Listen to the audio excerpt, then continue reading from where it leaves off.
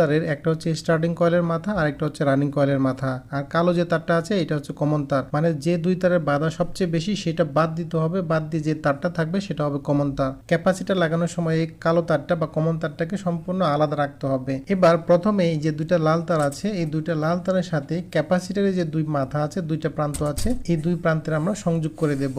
এখন কমন তার বা কালো তারের সাথে যে তারের বাধা সবচেয়ে বেশি হবে সেটা হবে রানিং কয়েলের প্রান্ত, আর যেটা বাধা কম হবে সেটা হবে স্টার্টিং কয়েলের প্রান্ত। তো দেখতে পাচ্ছেন একটা লাল তার ও কমন তারের বাধা পাচ্ছি 192 ওহম, অন্য আরেকটি লাল তার এবং কালো তারের বাধা পাচ্ছি 200 ওহম। তার মানে যে প্রান্তে আমি 200 ওহম পাচ্ছি সেটাই হবে রানিং কয়েলের প্রান্ত।